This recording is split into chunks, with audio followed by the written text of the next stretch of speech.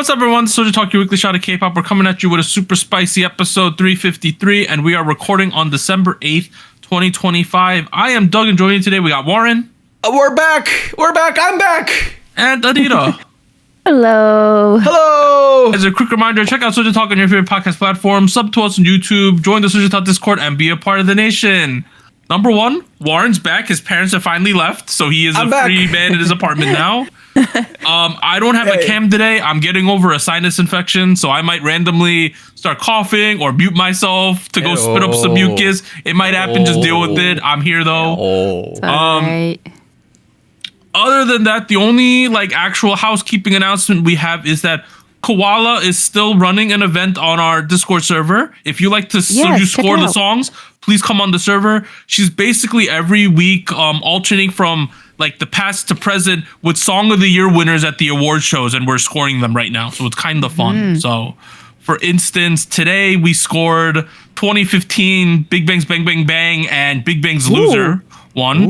And then yesterday we did 2020, so we had BTS Dynamite and IU Blooming. So those were the things we were scoring. So I scrolled up and I saw Gentleman by Psy, and I was like, I forgot this song existed. Not gonna lie. How did that shit win the Song of the Year? That's insane, right? Who knows? It was a different time. But yeah, we're doing that event, so come to the Discord. For us, the rest of the year, we got next week's gonna be our last regular episode. Then we're going to have the award show, and in between the Christmas break, we might skip 1 week, but we'll also have some fun content in there. So we'll keep you up to date on what we're doing. But hey, let's get into the regular episode. We got 5 songs. We're doing another catch-up episode, guys. We got 5 songs this week. Some of these came out 2.5 weeks ago. We got Baby Don't Cry, I Don't Care, Rescene Bloom, Taeyeon Panorama, Alpha Drive 1 with Formula, and we have AllDay Project, Look at Me. Those are the 5 songs we are covering. Let's start at the top. Baby Don't Cry, I Don't Care. They are from P Nation. Their only other track was F Girl. And boy, that was a stinker in my opinion. Did you say stinker? This was a stinker. Okay. Let me just get into it. F Girl, I thought was bad. Clearly, I thought it was bad. Clearly. All you gotta know is that it was a Soyeon track. Sorry to Soyeon, but this one is not. This is produced by someone else. And you know what? My enjoyment significantly increased of this song. Did it? Yeah. I think it's alright. I think it's a fun track. Here's my one qualm with this song, right? I thought the energy was good. Thought the performance was good. It made sense for a rookie group. In the chorus, they say I don't care a lot. There's a shouty sound effect. It doesn't really even sound like them. I wish that I don't care part would actually have sounded like one of them singing it rather than just a copy and paste thing we put in many times. It does sound a little bit it does sound a little sampley rather than 4 people shouting E. Is that what you're referring to? That's my main problem with this song. Right. Okay. I guess it could have hit harder. No, I see. I didn't think about that, but I see that now.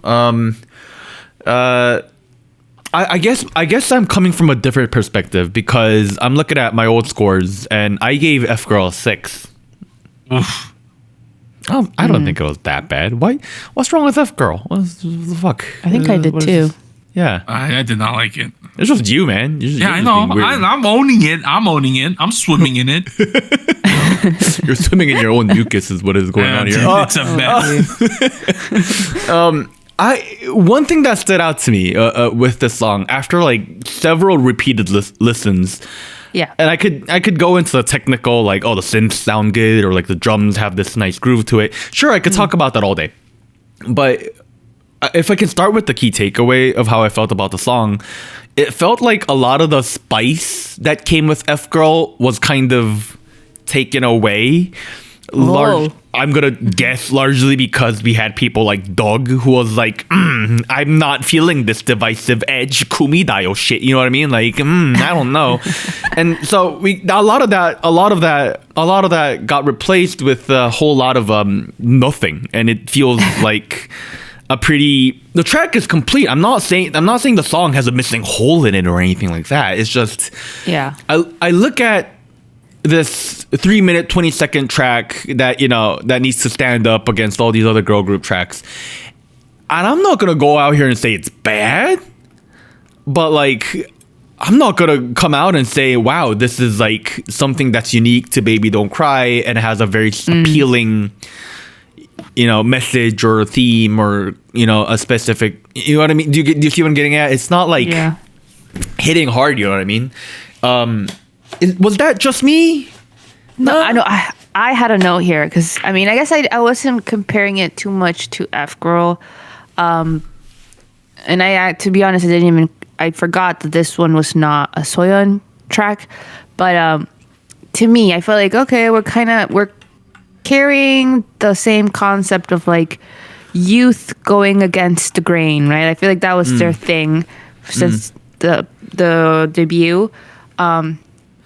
And the sound is like makes sense. It's just like a pop rock sound, but maybe to also go off what you said, Warren, it feels so clean.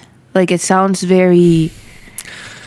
I have the word sterile in here, and that's never a good thing I want to write. You know what I mean? Like to me, it also felt a little like what I imagined is like very like mainstream friendly, like Disney Channel-esque type it does though. It does. Right? Like it feels like giving very, High School Musical. It's giving very young and youthful, but not really like committing to the rock aspect of it or like the edgy aspect of that sound. And I guess it makes sense, but I also felt like it lands a little flat. It makes it a little not as interesting. I don't know. Maybe I don't know if it's better to be divisive or not and commit to that concept. But that's how I felt with this one, where I kind of wish we maybe would have leaned at least sound wise. I feel like concept wise, I can see why maybe they stayed a little more general public friendly. But I feel like sound wise, it could have been more. Sound wise, it really. I haven't heard the pre-release. I'll be very transparent on that. So my only 2 reference points here is I Don't Care and F Girl. Have not heard But You'll Regret It, which is the other B-side off of F Girl. Right now, it feels like the soundscape, to describe the song quickly, it feels like we're competing in the same soundscape that Kiki was to a degree. Not the trap birthday Kiki, but like the I Do Me or like Dancing Alone Kiki. Yes, I thought of that too. Right, like you mentioned, I was getting a strong hint of youthful teen pop, Disney pop kind of energy vibes. And that, I think, if you really enjoyed those 2 tracks I just mentioned, I Do Me and Dancing Alone, particularly Dancing Alone, I think you'll probably have a decent time with this track as well because it channels a lot of the same energy. I like those 2 songs. Yeah, there you go. That's why I think the song is aight, I think it's aight. Here's the thing. With this type of track, especially the way they did the chorus where I think it sounds a little sound effect-y or sound out like at times. I think the problem with doing that is it kind of caps the ceiling of your song. Like, what I'm saying is, to me, I don't know if this is, I'm going to spoil my score, right? This is like the most 6 sounding song ever, guys, in my opinion. 6? Oh, 6 is pretty good still. I just think I don't have any like major complaint thinking like, wow, I hate this part of the song. I just said, the chorus I thought was a little like, too sampley. But at the end of the day, I have no real big negative problems. I have no good, big positive things to say either. Other than like the energy's fun, right? Energy was good. Yeah, performance was good. I saw a live stage and they're quite good performers. Like the camera, finding the camera, eye contact, expressions were good. Special shout out to Benny, I believe, was the one that caught my eye because I do not know the numbers. I know there's a Kumi because of the lyrics of the last song. That's about it. Kumi, yeah. Here's what I'll say. To Benny, yeah. I think the song is fine. And I don't know if we don't understand this song as well, because I will say that the nation loved this song on our server. Like they gave it a monster score. Okay. They've been like campaigning for us to cover this for a while. Yeah. This song came out like 3 weeks ago at this point, I think. Yeah. Like 2 weeks and change. Almost. So it came out November 19th. So this song's been hit out for a while, and people really wanted us to talk about this song. I don't see the score they're giving. I think it's high, but at the same time, I don't hate it. I think it's fine. I think it's a good song. I like this direction we're going in. It makes sense with the energy, with their age, whatever. But to me, it's just like the way the song's constructed. I just can't see myself giving it a crazy score. Like, I don't think you can. Yeah.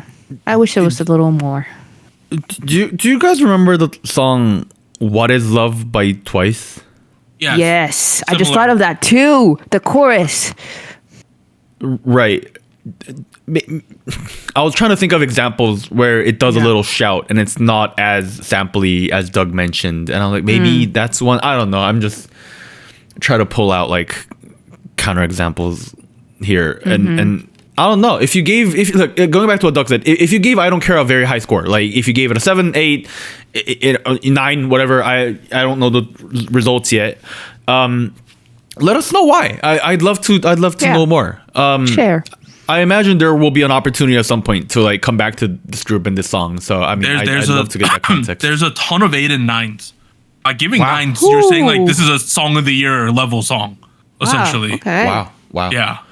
So I'm curious to see that because I like the song, but I don't see it that. You know, that Same. was my Yeah. main To that level. takeaway. All right.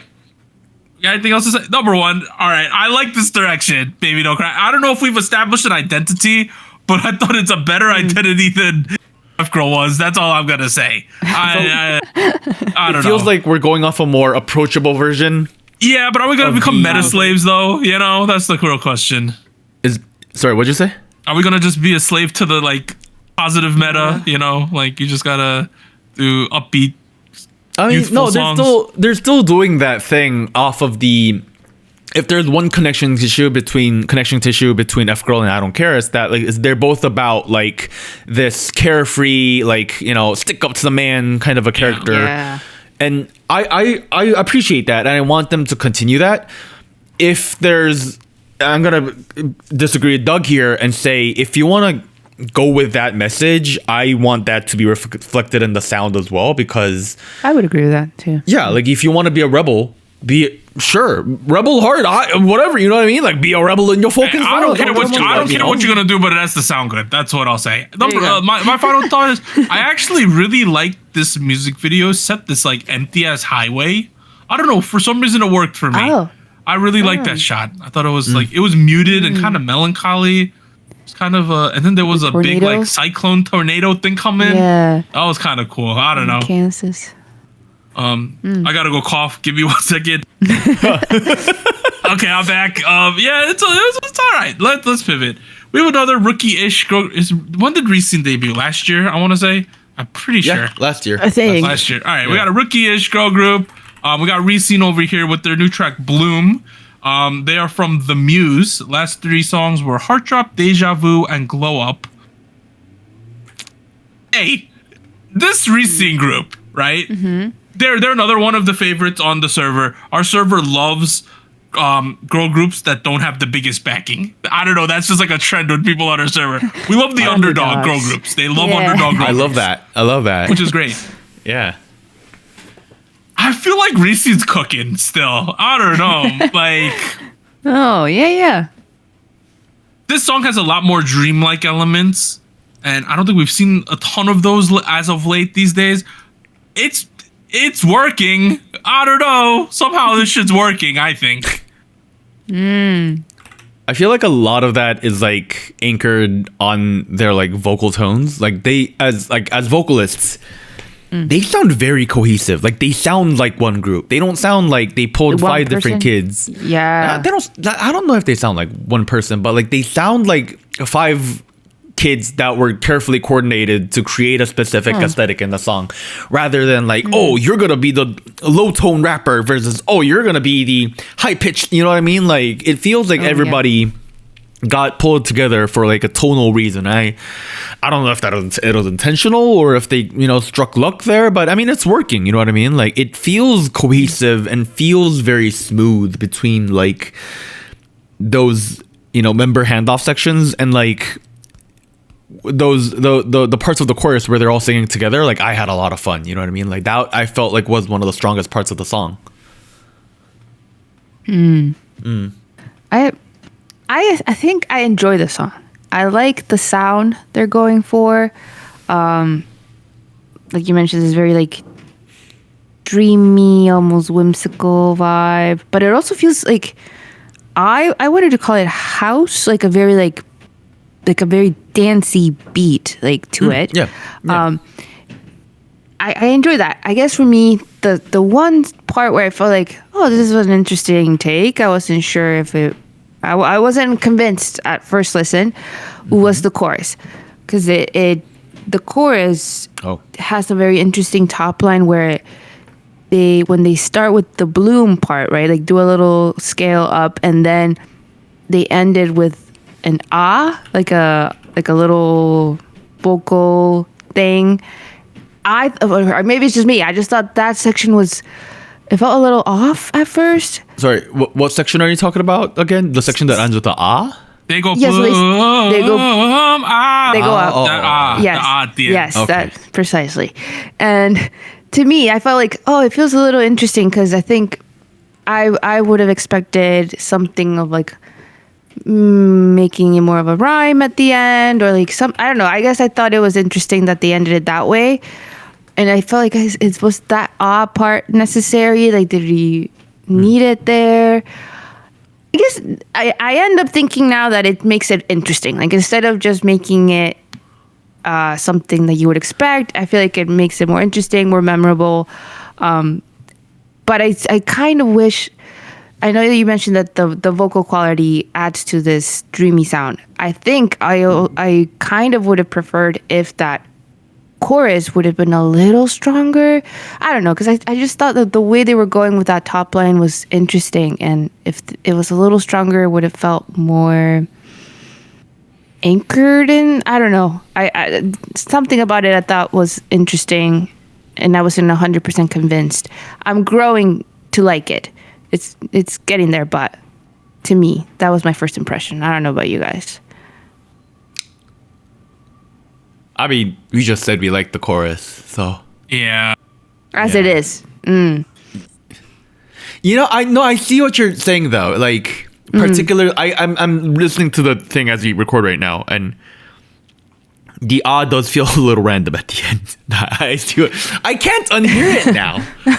God damn it! You've kind of thing is, ruined like- this shit, Anita. Yeah, you Sorry, God no. damn it, The thing is, like, it felt to me. I didn't know if the word would be like uneven, like the way that it's said. It sounds like oh, we start one way and then we end it a different way. But after that line, then there's like another member who does like a little like very quick one line, and then they do it again, kind of. Like It's an interesting top line. I don't know. I think it. I heard it and I was like, oh, I was not expecting this order, this structure, whatever. But now I feel like it kind of makes it stand out. Like, I kind of remember it more because I thought it was interesting. So not to say that I dislike it. I just thought it was something that I at first didn't know if it would work or if it made sense, and now I feel like, okay, it makes it stand out. I enjoyed that section.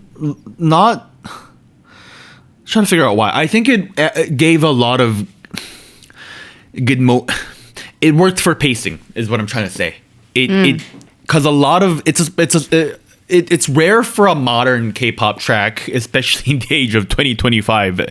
You know, we got these 2-minute, 10-second tracks here, where like the chorus is short and tight, no intro, and you know. You're right. Yeah. Right. Mm-hmm. And like, even though this track is not that long, I'm looking at it, it's like 2 minutes, 56 seconds. So it's like, you know, we're cutting it right under the limit here. You know, 3 minutes over and you're legally arrested apparently. And like, and I feel like the pacing is really done well, and it takes its time with the chorus, and then, you know, building out with the call and response part you just talked about. Mm-hmm. And I feel like that lets me really, it achieves two things. It really gives it a good drive in the song. And I hate saying that word, and I feel like I'm starting to say that word too much, but it really feels like there's a constant sense of energy going forward. But on the flip side of it, all those like dreamy overtones, they don't go. That takes time to kind of harvest, and like that, we're taking time with the chorus to like really let that simmer. And then by the end of the 3 minutes, we leave with this impression that it feels like this dreamy track, solely based on like the way the song is written. I feel like that was to me, that was proof that the song was well written. I'm complimenting the song more than I thought it would. It's pleasant. It has good tasting. Outside of the thing, which I think is fine, whatever. I think it's fine too. It has a nice background rhythm going on. The pacing is like, oh, okay, this is nice. Okay, I was expecting this. Overall, though, Rescene has a pretty good discography. People should go check them out. Yeah, I like what they're doing here. All of their songs have been pretty good so far, which is it's a good sign. Yeah. I think one more thing, like if you looked at Luna, if you're a fan of Luna, yeah, it's kind of Luna-y. It is. Yeah. If you liked Butterfly, but like none of the shit that they did after Butterfly. So if you liked one song by Luna and like nothing else, I think this might be up your alley. Like check it out. I feel like it's a good balance between what 50/50 was doing and what Luna was doing, and it's a very approachable version of this. That's a good shout. That's a good shout there. Yeah. All right, let's pivot. We have our Lord and Savior Taeyeon with Panorama. She is somehow still at SM Entertainment, even though she's shaded them publicly. Last couple songs, Letter to Myself, Heaven, and 2X. This kind of fall Taeyeon track is kind of bread and butter for her at this point, is it not, right? Like, you listen to this song, you go, okay, I know this is a Taeyeon. I get what you're doing here, Taeyeon. It makes sense with your voice. The concept thing makes sense. This sounds great because it's you. Nice. That's how I felt with this track. Go ahead. No, you go first. No, I feel like when we cover a Taeyeon track, I feel like we know the vocals are going to be really, really good. It's been interesting to hear her come back with like different sounds. I feel like the last couple of comebacks weren't necessarily this like more like band, like almost rock band sound. I really like this. I thought it was this good combo of her voice and the more instrumental band sound. I don't think it's the first time she's done it, but I think it's been a minute since I've heard it like this. And it kind of brought back like to me like around the time when she first had her solo debut.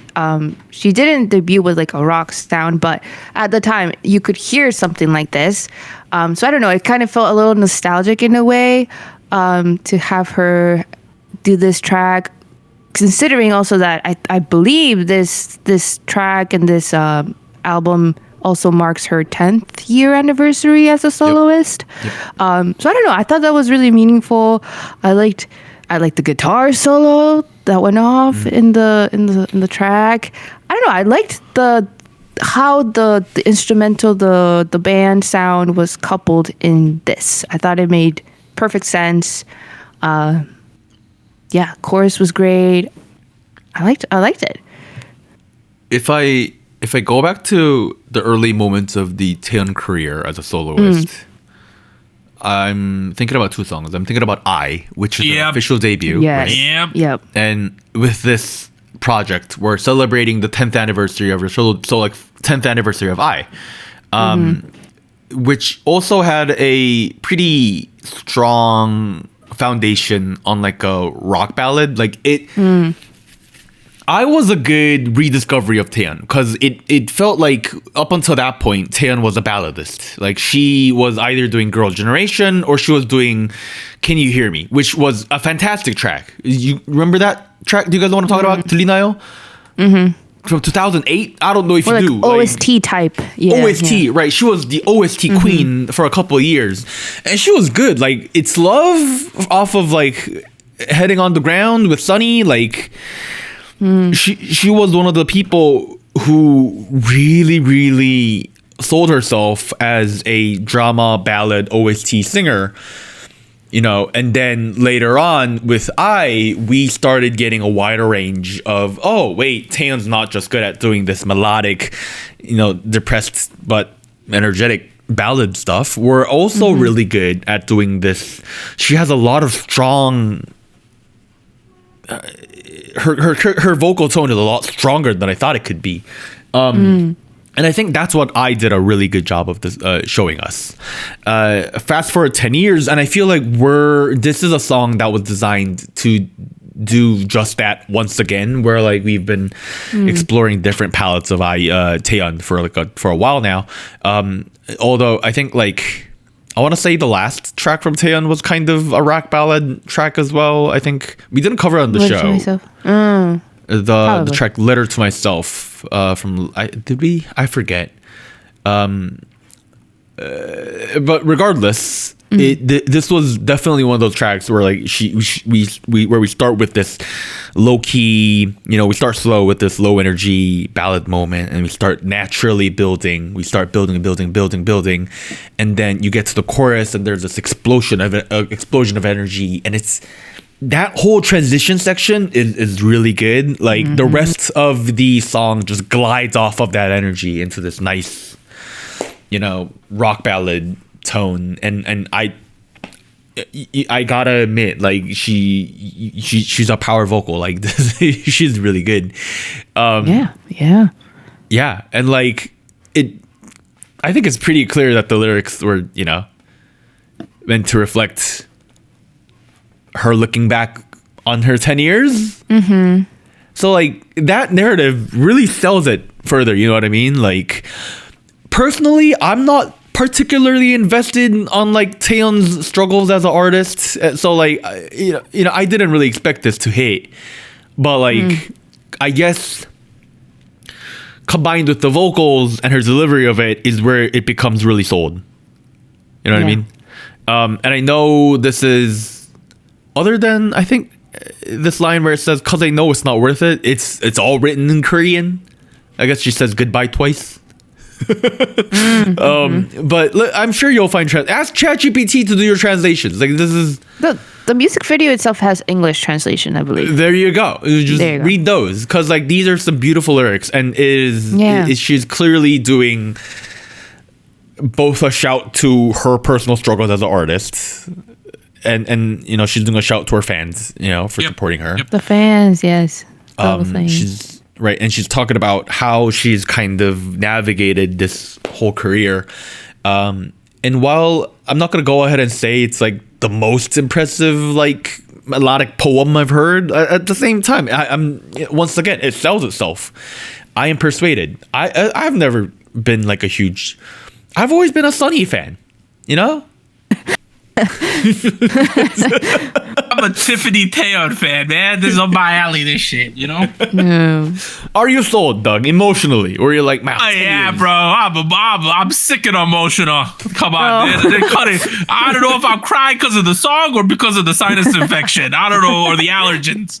No, good track. That's your mucus. That's what it is. If you're a Taeyeon fan, you're gonna like this track. If you're not a Taeyeon fan, you're gonna be like, respect. I get why she's as big as she is as an entity.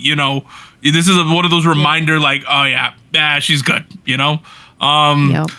Overall, music video. Is she part Lebanese? I don't know what's going on, but hey, we got. What? Anita's not getting it. I'm sorry. I'll get these slang terms I'm throwing out here. Okay, but hey, people are saying it's supposed to be no. She's with you. If you're a fan, she's always gonna be there for you. I get it from that perspective, 100%. Anita, you don't have to know. You're too pure to understand my references here. Hey, music video was fine. The song is good. It all makes sense. Seasonally, the song also makes a lot of sense. Yeah. It felt too short. Can I say that too? Like I wanted another run of the chorus before the end, but it was good. Like a full. I like this could have benefited from being like 4 minutes and like 40 seconds. Yeah. Yeah. It's a fun rock motif. I liked it. We could have at one point had like those montages of her moments over the last 10 years. We could have had a montage. Oh no, that would have been Too much. We could have. That's too much of a hag moment. I don't know what to tell you, man. Yeah. It would have been a hag moment if we had a montage into looking out at the ocean. That would have been too much, right? That would have been too heavy-handed. But hey, I like this song. Go check it out. And then all 7 members of Girls' Generation walk out from the ocean, Poseidon style. Like, the ocean. And then at the end of the music video, there's one more figure. And then no. No. We don't go there, dog. No. We don't talk about Jurassic. Wait, okay, let's pivot. 4th track, Alpha Drive 1. Pre-debut track with Formula. They are from Wake 1. Okay, couple things here. These are the winners of Boys Planet Season 2. You got Sangwon, Anshin, Jinlong, Gonu, Arno, Leo, Sanghyun, and Junso. That's the kids in this group. There's 8 of them. Their real debut is going to be on January 12th. Okay. But they needed to have a track to perform at the end of the year ceremony. So that's why we go with Formula, more or less. Performed it at Mama. When I saw the thing, I was like, wow, like, Korea, okay, not just Korea. Ever since Drive to Survive came out on Netflix, everyone in the world is pretty into Formula 1 right now. So that's why I think they chose this name. It's the energy it's evoking. Right. Additionally, on the Formula 1 side, Formula 1 season ended this weekend. Shout out to Lando Norris. He won the Drivers' Championship. My boy Lando. He won it. Good for him. Let's go, Lando. That happened over there. But let's get to the track, Alpha Drive 1. Here's my take from someone who watched the show, right? Oh, yeah. The issues that I thought this group was going to have, like on a fundamental level coming out of the show, are the issues that I have with this song. Meaning where my main issue with this group and the song is there's so much overlap between the majority of the members of this group, where they essentially the TLDR is they have a lack of vocalists in this group. They have a lot of good dancers and performers and rappers. Guys fitted for dark concepts, and it kind of shows in this group where half of these dudes blend together so much that, like, even as someone who watched the show, I could barely tell the difference between some of these members. That's a pretty fair take. Yeah, right? I feel like I kept.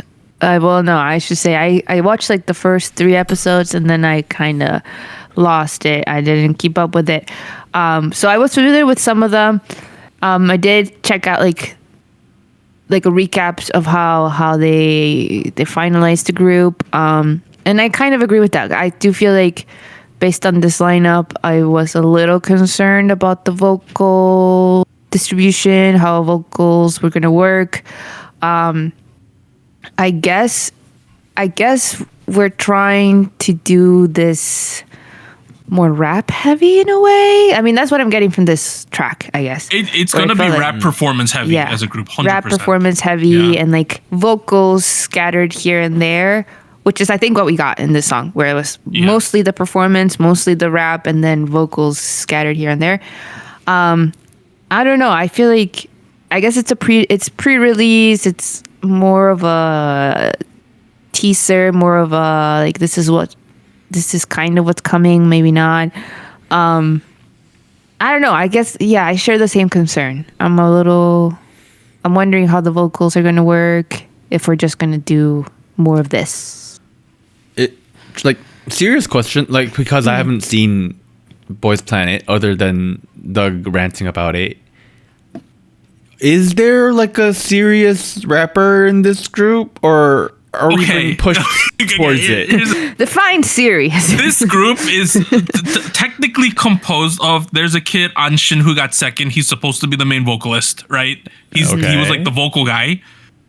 And then the rest, you got a couple like really strong performers in like Sangwon and Leo. And then everyone else is like a sub rapper in this group. That's like the composition of this group. It's like main vocalist. You got like a couple center performer guys, and then everyone else is like sort of their performer sub rapper level. Maybe the closest you get to a main rapper is the guy with the deep voice, Ho Shin Long, who got third. But I wouldn't consider him like a rap main. You know what I mean? Like, He's a guy with a deep voice. He's not. I didn't think he was a rapper. yeah, but that's like the composition of this group. It's like sub rapper, sub vocalist, performer types. That they got a lot of them. That's good to know. That's good to know. I think that resets my expectations a little bit. The entire time listening to the track, and I'm like, oh, okay, the rap verse is coming next. I can feel it, and then you go through the second verse. I'm like, okay, it's got to be the second verse, and then it doesn't hit, and then you go through the bridge. I'm like, okay, we're gonna pull an SCT. The rap you do get is like shit that like if we put me or Warren in the booth for like 2 hours, right? That's about it. Go play, hey. Yeah, like that's essentially what we get here. Yeah, this, I don't know. It feels like, if I'm completely honest, I like the song. I like the song, but I didn't get a lot of substance, is what I'm going to say. I really, this is why I maybe did not realize that all the vocals and members were kind of blending into each other, because I was really impressed by the overall song itself, where like, the production was leaning into this like aggressive, slightly industrial Jersey sound with like a breakcore kind of a twist to it. I like the breakcore. The breakcore section was cool. That beat was fire, and I was like, oh shit! If we had a good rapper, like there's a solid 8 out of 10, and that never came. And I was like, I don't know, man. Like, I mean, I still like the beat. I still like the way the song is written. I still like the chorus. It's technically an anti-drop. Yeah. It is. Oh, okay. You like the chorus, okay? Yeah, and then. You do the bum bum bum bum bum. You do it a couple times, and then you go oh. I'm like, okay, like I like how futuristic this sounds. I love the aesthetic that we're pulling here.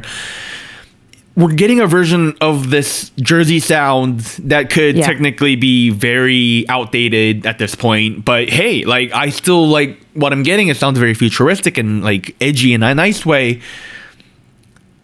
But like, am I walking out with like, oh man, like, this kid Konu, oh, shit, man, Konu killed. No, like, when did Konu sing or rap? I don't know, man. I'll be honest with you. I'm sorry, like, he was there. He's Mnet's son. He was there. He was. I'm sure he was there. I'm sure. I'm sure all 11 of these kids, 10 of these kids are there. 8. 10? 8. Here's the thing with this group. The vibes of this track are fun. Like the beat was, I'm like, oh shit, okay, we're getting grimy. The breakcore is good. The energy's high. I'm like, wow, they spent so much money on just a pre-debut video. Like the sets were cool. The stadium was cool. We had a warehouse more. I was like, they made interesting decisions there. But when we get to the beat of the song and like, what if I didn't watch? I was thinking if Warren didn't watch Boys Planet, he's not gonna recognize anyone in this group. That was and he did it. You know, that left up to my expectation. There was no one in this group other than maybe if you like someone who's like, okay, he's clearly the center at a certain point. But like normal people at home, they're gonna watch this shit if they didn't watch the show and be like, there's a bunch of dudes in this song. I don't know any of them. You know, that's really what you're gonna end up with. Which begs the question: are there are people like me? Like, are there people who are watching this video if they haven't seen Boys Planet? And I'm gonna go off the bet that I am in the incredible tiny minority here. And most of the people listening to this are already very familiar with this group and the members, and they're enjoying the moments where Gonu is definitely on screen. I promise. The reaction has been like, okay, cool, Alpha Drive 1, we see what you're doing. We're waiting for the debut. But there's been so many comments. We sacrificed ZB1 for this. Those comments. Don't say that, guys. I've seen so many people talking I say people cannot help themselves from mentioning Alpha Drive 1 and mentioning ZB1 in the same discussion. People cannot help themselves right now online. Why are people pissed off? Why. Because ZB1 had good music. It's just because the composition of Zero Base 1 made a lot more sense. You know, that's essentially like to me, they had people to fill the roles. They had a strong center. They had Hanbin. You know, like it made sense. We had vocals. We had like Taeyeon. You know, it made sense.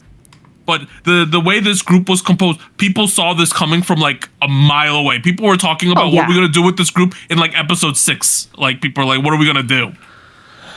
Yeah. I think the production does a good job of covering up for the lack of variety and talent. Yeah. Types in this group. Talent types is what I was gonna say. I did not stop a talent. Don't point your fingers at me. No, they're good at what they're good at. These kids, for sure. They're good at what they're good at, and I think the production does a really good job of propping them up to set them up for that. It's a good vibe, and you know what?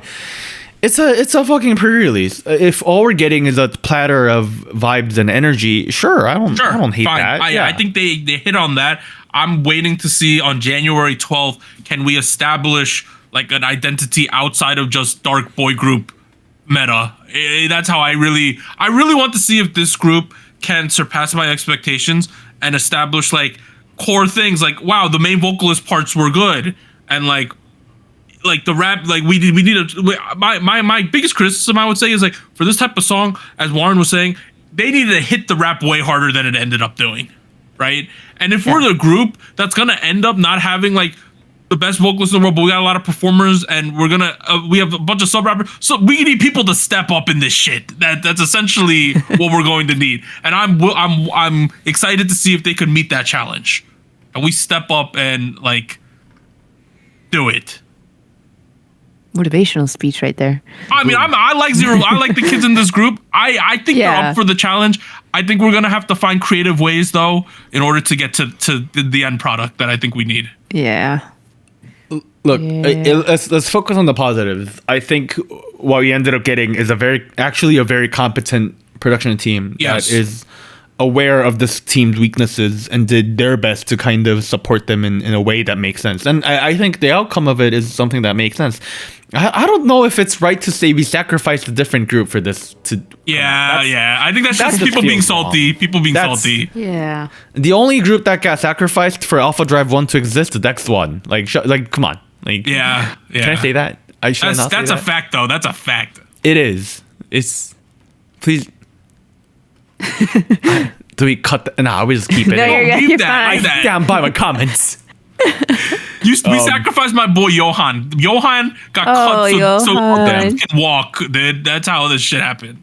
Hey, I'm excited to see what happens. I thought the vibes were good. I do think we're going to have to figure out what we can do with these guys to fill more traditional roles. That's the way I'll put it. You know, in a K-pop group. But I think they're up to the challenge. I'm sure Mnet is working. I'm sure Mnet is aware of this, and they're going to see what they can do.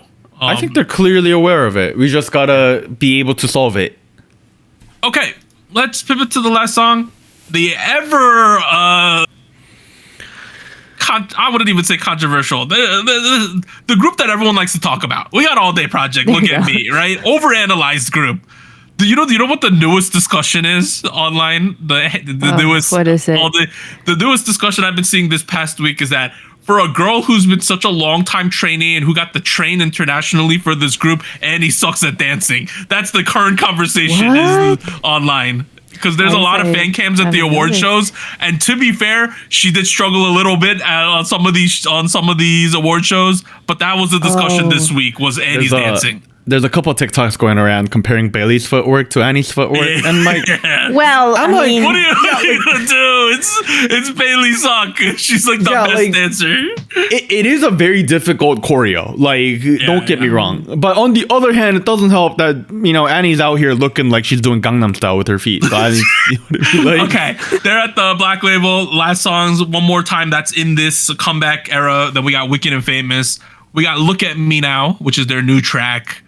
I want to start off this discussion by last time we talked about AllDay Project, Warren dropped the line about a certain member that sparked a giant discussion on us. So Warren called Youngso a generational talent. I said that back on the episode too. And then I hyper-analyzed like people were because Warren and I explained Warren what I think of a generational talent. Warren was like, "Oh, okay." I said she got the potential to be that. She's not there yet. Was the conclusion we ended up as. And then people on the server started saying, "Yo, she's generational." And then we had a big discussion about what that means for like a week on the server. I'm wearing for my audio listeners, I'm wearing an Arsenal jersey, third kit. We lost to Aston Villa last week. That's why I'm wearing it, because I want to support my team. Our generational talent is Bukayo Saka. The person holding the team together is someone like Declan Rice, who's also a generational talent, but he's keeping the group together. And if I think about AllDay Project, the Declan Rice of this group is still young, though. Like, she's the one pulling this shit together. Yeah, she's the glow. She's the glow. How do you feel about Look at Me? There's a lot of divisive opinions about this one. Really? Do people like this? People. The online sentiment is people hate this track because they said the parts were good. They hate the nursery rhyme as chorus. That's the main discussion I've seen. Nursery rhyme. Okay. They're saying it's like Barney. They're saying it's like, I love you, you love me. That's what people are saying online. Yeah. I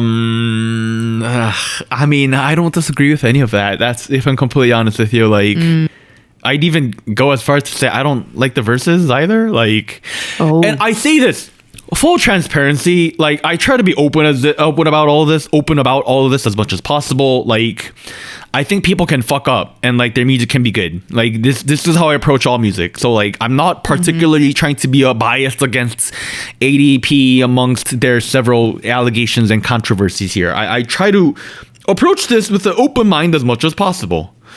And my result was, I don't know, songs there, I guess. Like, I don't know, man. Like, I literally wrote Chorus is giving nursery. Rap is not there. The rap is, what is going on here? What is going on? So the main rap section we had Annie and the Tarzan, right? More or less. Annie and Tarzan with like support from Bailey, and like Bailey was the one where I was like, okay, she can. I like Bailey. Me too. Okay, am I wrong in saying like every time Bailey's on the screen or raps or sings, you're like, wow, Bailey, good job, Bailey. Good job, you know, Bailey. like you want to give her a sticker every time, which is crazy because her background is she's just a dancer, but every time these days she's sing a line. Or she has to be a sub rapper on the line. You go, wow, okay, right? Every time, it's impressive. I am to be completely transparent, I am a fan of mumble rap. I am. I love Vocation. I love Chief Keef. Like, I want to be open about. I love Uneducated Kid. Like, look at these names. But the way they're mumbling and like blurring into like each syllable in the rap is just not, it's just not good. The flow's not there, man. It's just their sense of rhythm is just I don't know. Like,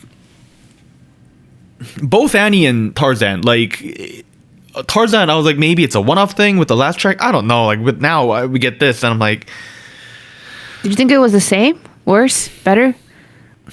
It's definitely not better. Oh. Worse or the same? I thought this was like a little bit more palatable, to be honest. Maybe it was a little more palatable. Like, it wasn't. I mean, he wasn't calling himself Poppy this time. That's way more palatable. That's true. Fair. No one should be calling themselves Poppy, dude. Like, come on. This group, the more I hear it, is a group that needs another rapper other than Joe Chan. And like, I, as much as I think Joe Chan's good, I don't think he's the end-all solution to this group either. He's a rapper right now with clear limitations. Like, he has a specific vocal tone. He's also leaning into this role as a vocalist, which he's doing a good job of too. So we got three kids here who are doing either a above average to a tremendous job, and then we got two kids here who I don't know why they're there. Well, okay, I wouldn't go that far, but okay. I mean, I know why Annie's here. I shouldn't say that. I shouldn't say that. I shouldn't say that. Okay. That literally contradicts what I said earlier. You know what I mean, though. There's trillions and trillions of one reasons as to why is it this. Can I talk about the beat real quick? Because yes, talk about the beat. Yeah. It's once again we're doing a Jersey beat, and it feels like once again we're getting a song out of this YG family, production where we have a pop melody and a pop sound with a Jersey backing, and it is a pretty, I don't know, it's starting to sound very outdated in terms of like sound designs. I am not liking it. It does not work well with this nursery thing. Dare I say, this is a group where like I feel like the debut was the most interesting, and we keep going down from here. Where like Famous was great. Like, I liked Wicked. You know, Wicked was good too, actually. Yeah. I guess there's not a lot of data points to say, you know, this is better than that. Yeah. That's everyone's main criticism about this group is they're winning awards but not much data points, you know? That's the main discussion this award season. I mean, to give them the benefit of the doubt, like they are very viral. They are doing very well in the charts. The numbers are there. Yep, they're number 2 on iChart right now. Yeah, it's not like I think it's a bit of a stretch to say that there's no foundation in giving them awards. Like I think there's something. I think, you know, the way we're talking about this group online and the discourse around it, it lends us to say, you know, go a little extreme here. But Famous was, dare I say, good. Tarzan sounded fine on that track. I don't know what we're doing here. I'm sorry, I'm hogging the mic. Someone else complain. Can we go AllDay Project challenge? Not mention ADP or AllDay Project one time in one of their songs. Like we're using like, you know how that's one of my criticisms of Baby Monster 2. They always mention their name in the group. I get why we're doing it on a marketing level. I completely understand why. If we make the catchy part have our name in it, people will know who we are. Yada yada yada. But like, I feel like it feels like a crutch to me at this point. My thing is, with a lot of the AllDay Project songs, I think that some of the parts were really cool. I thought the Youngso singing part was good. This Jo-chan discovery as a rapper vocalist has been great lately. Like, agreed. I think he's good at that. It's been fun. I think the discovery of Bailey's innate idol talents, not dance, has been crazy too. I think that's been fun. She even appeared on a Korean variety YouTube show by herself. This week with one of the SNL guys. He has a YouTube channel. She appeared on it with just him. Moon Sang-won's not on SNL, but I know what you mean. Oh, he's not anymore? Oh. No, he never was. I don't know what you're talking about. Really? He's not on SNL? Are you talking about Moon Sang-won, the guy who does the math teacher skits? He was on this past season with Taeyeon, wasn't he? Or no? Am I wrong? Well, she was on. Host. He was a host. He was just a host? Okay, then wow, I saw so many clips of that man. He's a very funny man, dude. I don't blame you for confusing this. This is a very funny man. Okay, yeah. I did not understand that. All right, but yeah, Bailey's making, so get past that. Bailey's making now YouTube variety show appearances by herself, which is crazy at this point because she barely speaks Korean. So that's a lot of fun too. Overall, I think with this type of track, it lived there. Like, let's imagine in an alternate universe. Let's do some Doctor Strange here. If this chorus is banging, we did something more than a nursery rhyme. Is this a really good song then? Because I could see it being if I found the chorus way more more compelling. Maybe for me, we have other fundamental problems with this track? Well, I know Warren does. I do. I mean, for me, I think the chorus was the drawback, because I didn't love the chanty quality to it. I guess I kind of overlooked some of the stuff in the verses. I thought some members, like we said, had better moments than others, but I think it was the chorus for me. If the chorus was a little better, maybe I would have scored it higher. I would have enjoyed it more, but yeah. I think, to your question, Doug, if this had a good chorus, maybe it could have been a 6. Damn. Okay. So I guess that spoils my current score as like less than a 6. I don't know, man. Serve it up, eat it up. Major reaction. I don't know, man. There was a TikTok I saw over the weekend of this lady who was talking about how some of the way K-pop artists portray rap music and, you know, use hip hop in their music feels less like appreciation and closer to appropriation. And I think she had a couple fair takes. I don't know if I agree with it completely, but when I listen to songs like this is where I'm like, man, like I see why she thinks that. You know what I mean?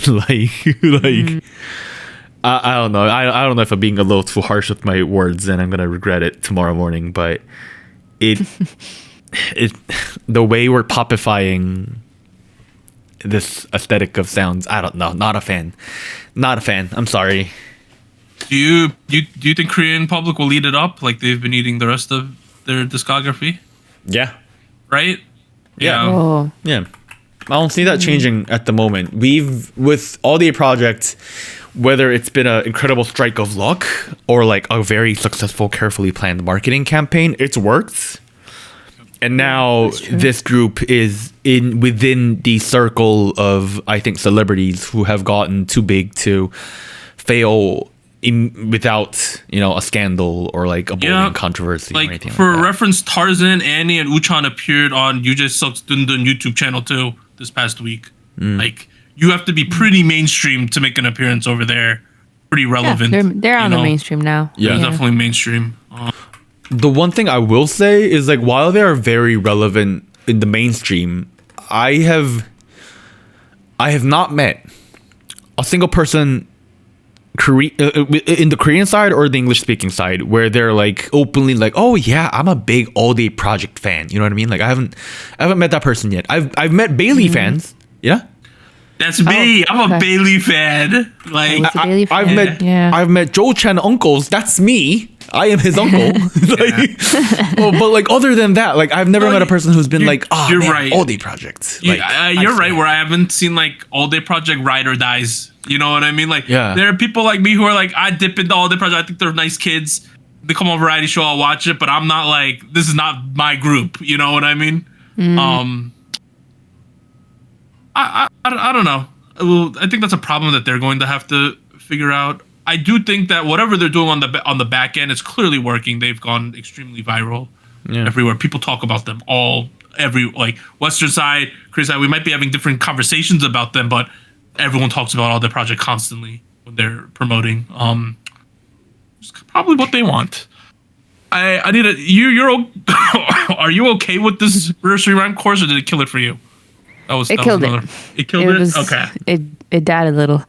Okay. Yeah, I died a little in the inside too. No, I didn't die. I think the momentum or like the vibe died a little for me. I guess I haven't been into chanty choruses for a minute. This is not the only song that has had it and that I haven't liked it. I don't know. Like I said, I feel like if the chorus had been a little like something else, something different, maybe I would have enjoyed it more, would have scored it higher. But as it is, not a huge fan. Yeah. Like here's my problem with this group is like, I want them to do so well. Whenever I see they coming back or I see the teasers, I'm like, please K-pop gods. Please JY Poppy, please make this a good one, right? And then we get the song, and every time lately I've been like, well, I like a lot of these parts, but the whole package isn't great. That's where I'm at. And that's a lot of copium on my side because like I like the kids in this group and whatever. And we got potentially generational talents like in this group. Let it go. We have a generational dance talent in Bailey. That's a fact. She's a generational dance talent. That's pretty accurate. In Bailey in this group. Where the fact that like people say she's the best dancer in K-pop, and then people argue in the comments. So the fact that we're having these conversations means she's up there. But hey, I'm still waiting for them to have this track. Like they essentially have the impossible task of they're gonna have to release a track at some point that everyone agrees this is the track, and everyone's going to be like, oh my god, they're gonna have to release basically a song of the year level track at some point that appeases both sides, where even their haters can be like, I get it, with this one, right? Yeah. I don't know if that's ever gonna happen, but I'm willing to see them try, right? I think that's what we're gonna have to, because that has to be their aspirations at this point. They've made it mainstream. Yeah. Whether you think they've deserved it or not, they've won a daesang at this point. People talk about them everywhere. The only thing we're lacking now is like the track for them, right? Where everyone could be like, this is the one. Yeah. Yep. Any other thoughts? with AllDay Project right now, we have 4 promotional singles. You have Famous, One More Time, and Look at Me. And my takeaway with this group between those 3 songs is that this group feels very commercial and very well calculated to be particularly successful. A lot of I think it's not very difficult to make the connections. Like the chorus clearly meant to be very catchy and very memorable. The marketing material talks about how memorable that chorus is and how easy to sing along it is. They say ADP a whole bunch. It really, really feels to me like they are here to make a lot of money and not because they want to do something really cool creatively. And that's not really an impression I want to get from an artist ever. Because that's I don't know, man. I don't think that's what this is about. So I hope I'm wrong with the next set of releases, but with this right now, I'm not feeling it. Yeah. All right, pivot. Other tracks released this week: Seven's Airplane Mode, Now's Home Run. These are from the last 2 weeks.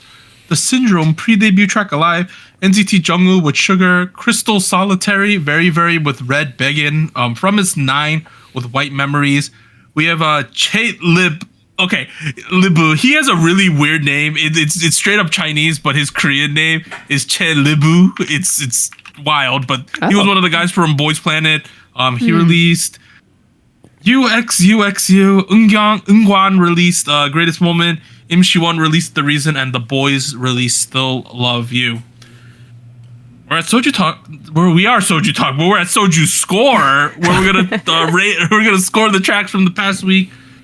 Last week on 352, we gave Baby Monster Psycho a 4.87. We gave Stray Kids Do It a 6.53. Islet Not Cute Anymore a 6.20. Rise Fame with a 5.48. That was 2 weeks ago from us. Here's some factoids. I didn't know that Baby Monster Psycho was a B-side. I had no clue. Oh, right. That happened. Additionally, I've seen so many TikToks of this Not Cute Anymore track at this point. It's wild. Yeah. I have. But the songs we're going to score this week: Baby Don't Cry, I Don't Care, Rescene Bloom, Taeyeon Panorama, Alpha Drive 1 Formula, and AllDay Project Look at Me. Let me get the thing on the screen. First track is Baby Don't Cry, I Don't Care. I mentioned my score at the top of the show. For me, this got capped at this score of a 6. To me, this is one of the most stereotypically. This was an aight song. It was good, but I don't think I'd go any higher than that. All right. I had a 5.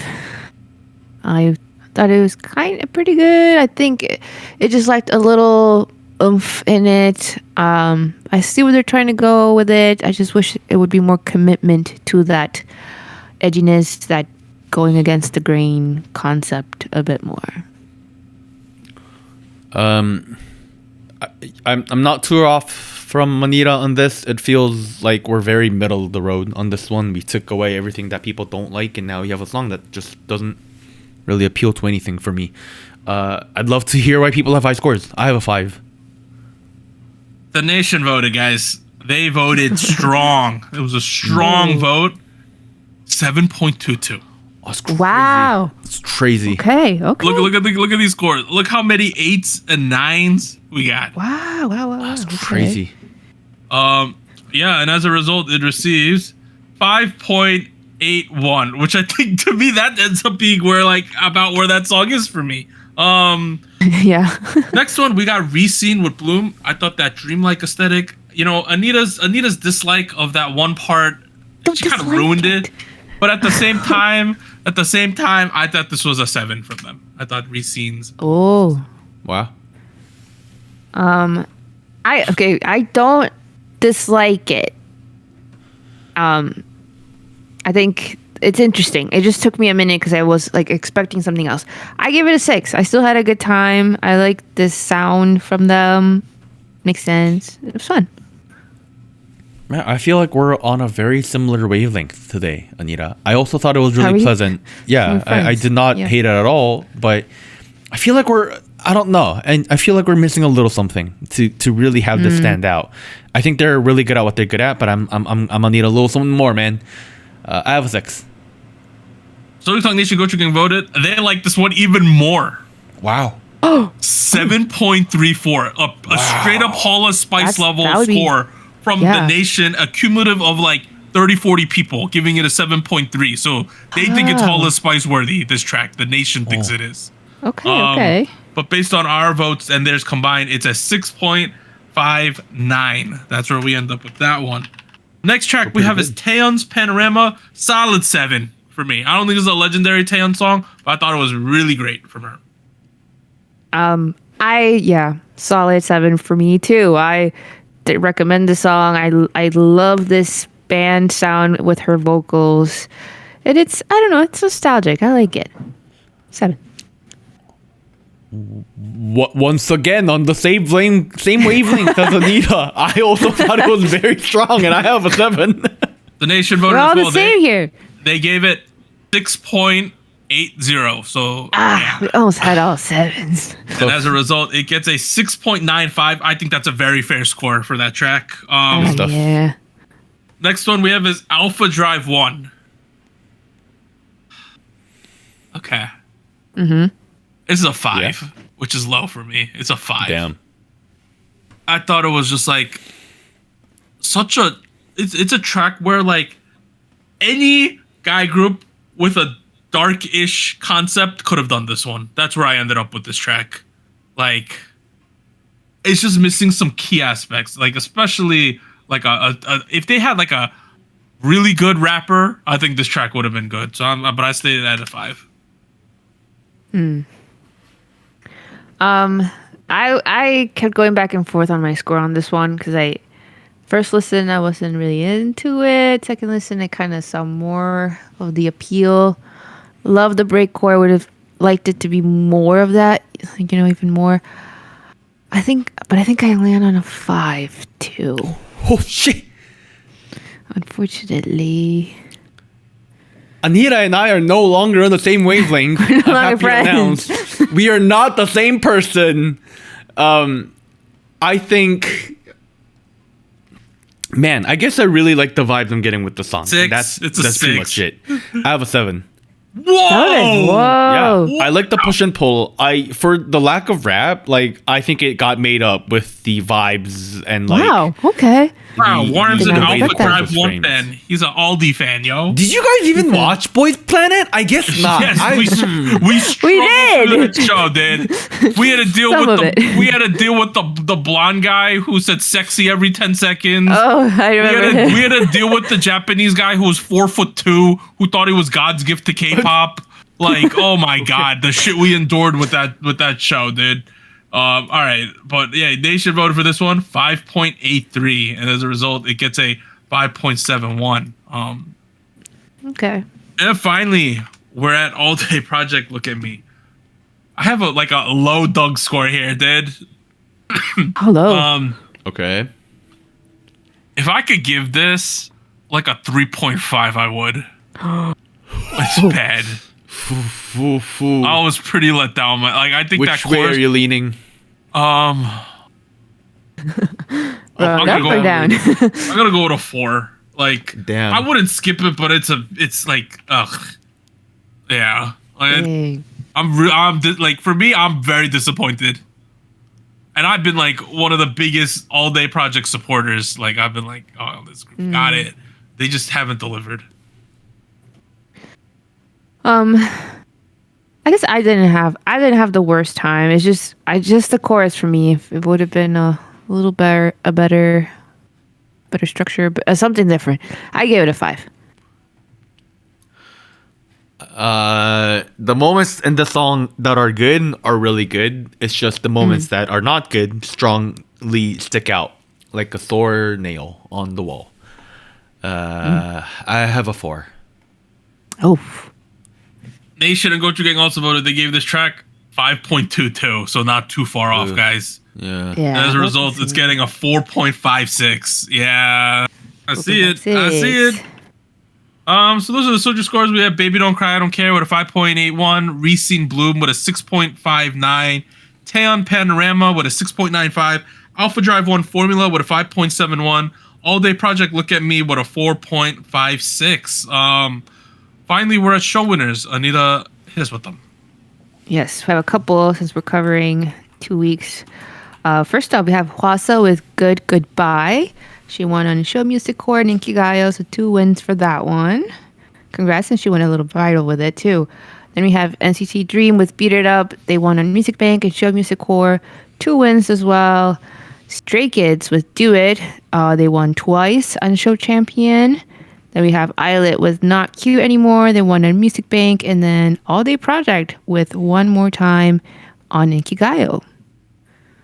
Yeah. Hey, this Hwasa Good Goodbye. I'm sure everyone's aware of this and the performance at the Blue Dragon Awards. And the actor that's in it. Bro, great track. Y'all gotta check that one out. Yep. Hey, those were 2 weeks of show winners. I don't think we'll have many more because we're in like winter mode now. But it's been fun this year. That ends part 1. So just talk episode 353. We'll be back with the news and events after a short break. 3, 2, 1.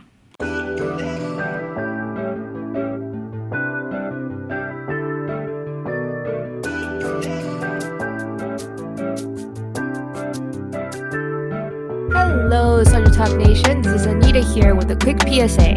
If you would like to support SojuTalk Kpop Podcast, please like, subscribe, or follow us on whatever platform you're using. And consider joining our Patreon at patreon.com/SojuTalk or donating to us at paypal.me/SojuTalk. On behalf of the crew and myself, thank you.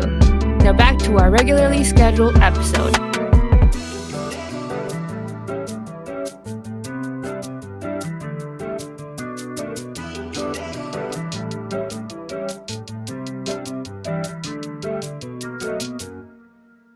All right, we are back at it with part 2 of SojuTalk episode 353. We're going to talk about the news and events from the past 2 weeks. I didn't include everything. I included the major notes, some fun things in the middle, and some rumors at the end that people that have exploded recently. But let's go through this. First thing, so the Mama 2025 awards happened. One of the days of Mama happened in Hong Kong, and as some of you are aware, there was a giant high-rise fire disaster where 36 people died, a whole bunch of people went missing. I'm sure the death number's in the hundreds now. But yeah, the apartment complex was only a 20-minute drive from the stadium where the Mama Awards was held.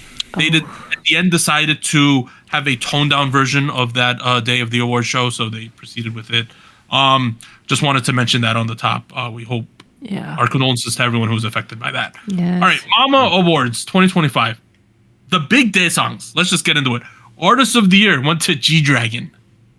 Song of the Year went to Rose and Bruno Mars. Album of the Year went to Stray Kids Karma. Fans' Choice of the Year went to Enhypen. Those were the 4-day song winners. Okay. The Visa Song of the Year and Artist of the Year. That's crazy. Where am I? Okay. Yeah, I'm over here. You know, G-Dragon feels, I don't know, dude. I feel like I like, my honest opinion, I would have given it to Rose, I think, or Jenny, one of the two. Jenny, maybe, Yeah, I my vote would go towards either Jenny or Rose. I love G-Dragon, and I know Mama has a big positive relationship with Big Bang, but I don't know. G-Dragon, it's not someone I would have chosen. The Song of the Year candidates was Apata, Whiplash from Aespa, Too Bad, G-Dragon, Huntrix Golden, Like Jenny. That's a fair list, I think. If you were including Apata still, if your date cutoff includes it, that makes sense to me. On those ones.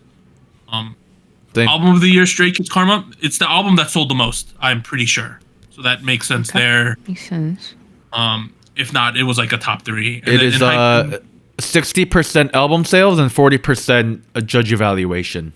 So that makes sense there. Because the album sales make a big impact. You could see why it's all guy groups there. So that makes sense. Fan Choice of the Year and Hypen. I'm okay with that. Okay. Yeah. All right, other main awards. Best male group 17. Best female group Aespa.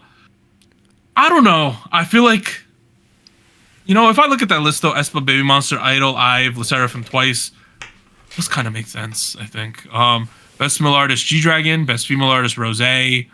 And let me find the rookie award best new artist, Hortus, Hearts to Hearts, and the other nominees were I Hope, AllDay Project, Baby Don't Cry, Close Your Eyes, I Did, Isna, Kickflip, Kiki. How do we feel about that? I think that's pretty fair. Kind of makes sense. Yeah, I think the new artists, it makes sense. Would I have chosen aespa for Girl Group of the Year?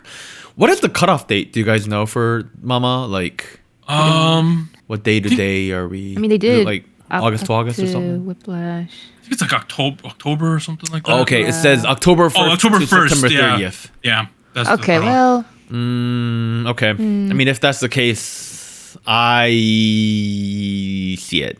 I don't know. I feel like I still would have nominated at least and mix. Yeah, Whiplash counts, right? Towards this. Because Whiplash came out October 22nd. So, yeah.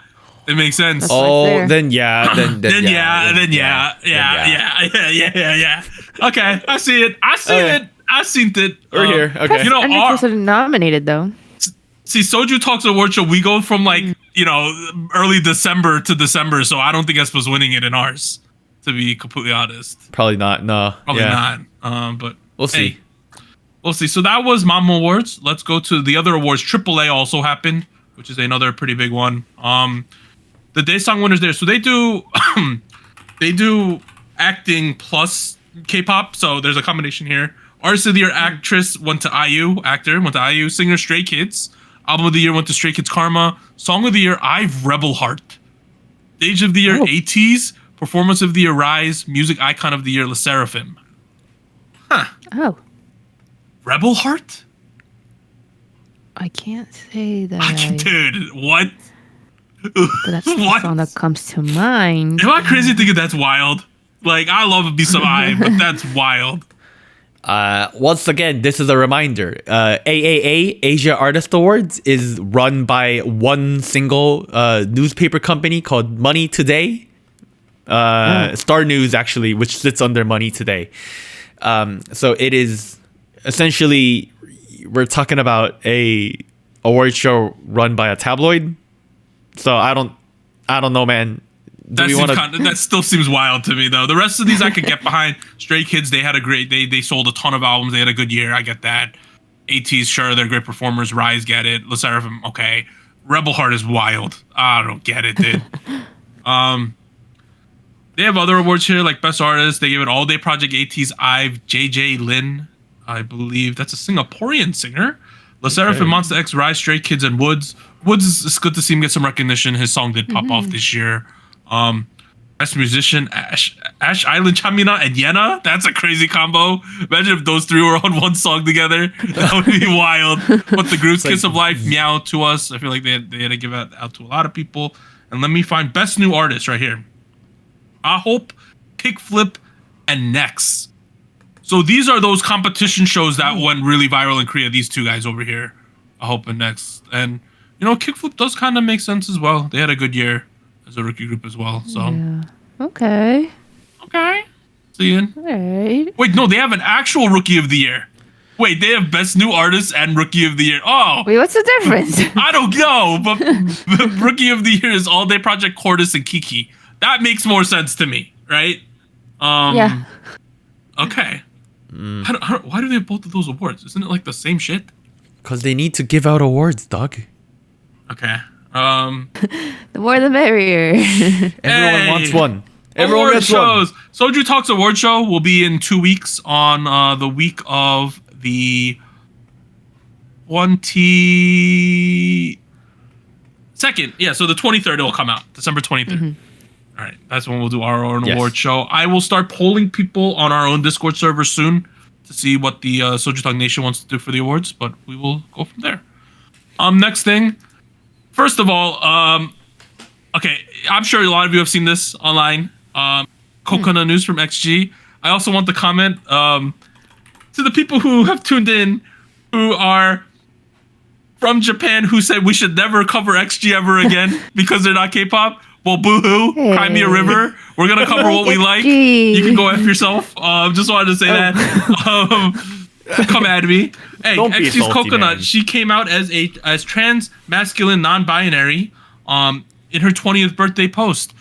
So, Yeah. for reference here, for people who don't know, a transmasculine non-binary person is someone who is assigned female at birth, who identifies outside the traditional male-female binary, but leads more towards masculinity and identity without fully identifying as a man.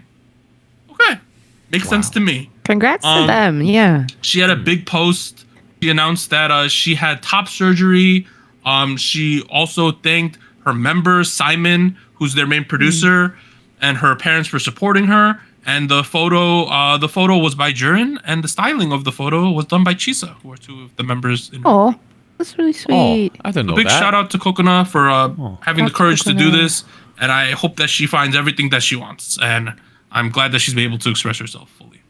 This is incredibly brave. Like Yeah. not only this proof that like the industry has come so far, it also shows that she's in a safe space with both her fandom and her production team.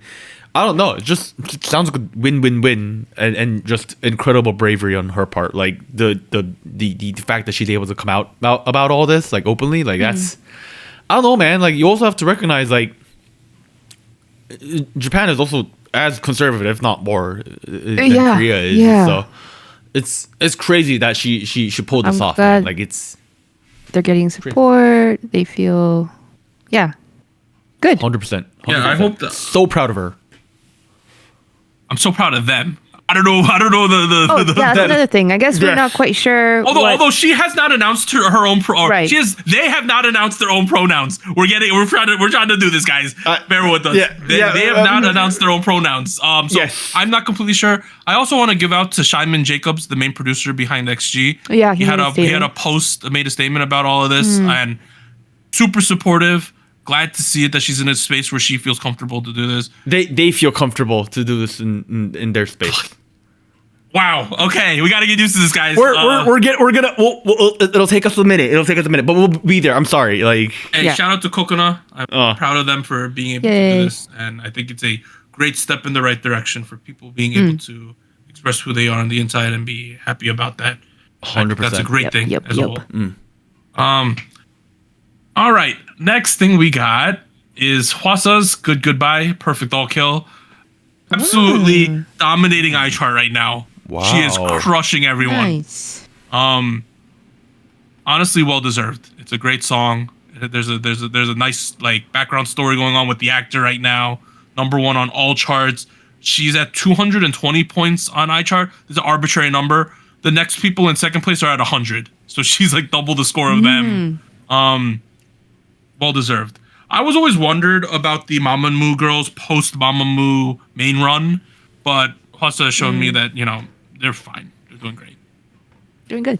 the lead actor in the music video, Jungmin Park, like Park Jungmin. Yes. He plays League with YouTubers I watch, like streamers I watch. Oh, Like suddenly the videos were like he's just out there eating snacks or like doing mukbangs or like playing League with my streamers. They were going viral all of a sudden. I was like, what's going on here? Like, why is that's fine.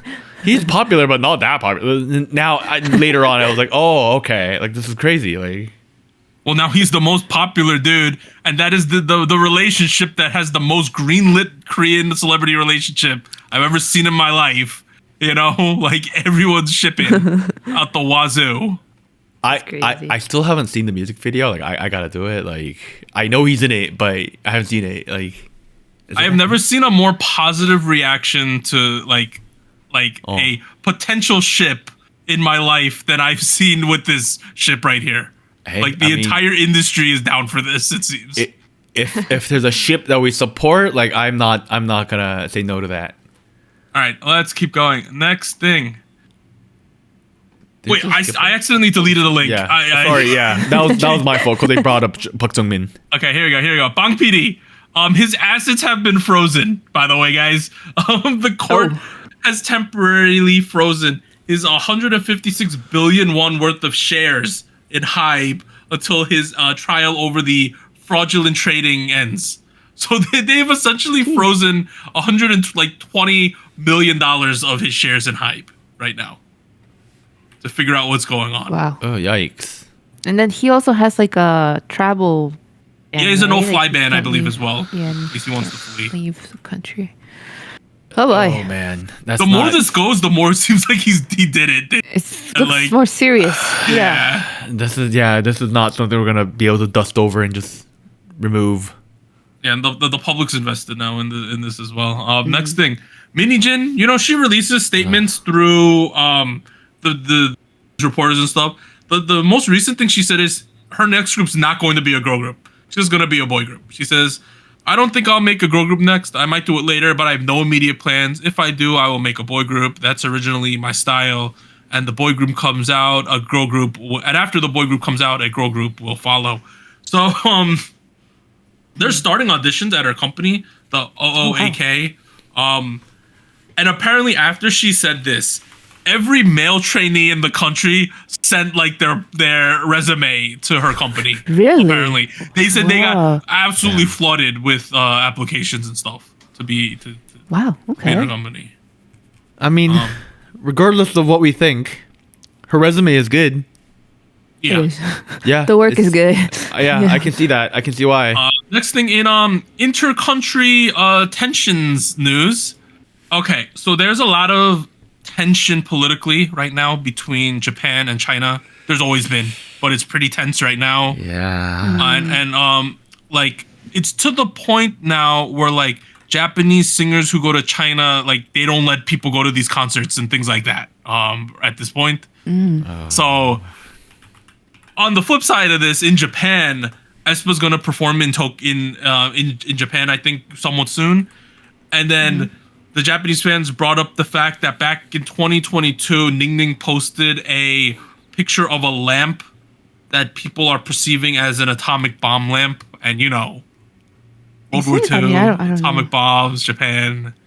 Yeah, So people are not happy about this, and it's kind of a launching off point to try to get aespa not to perform in Japan because of Ning and the tensions between China and Japan.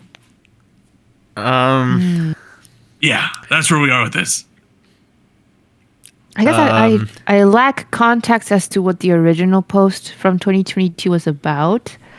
I mean, you're seeing the Yeah. original post, Anita. She on her bubble, she posted her quote unquote mood lamp, and she said, "I bought this pretty light. What do you think?" Heart emoji, and the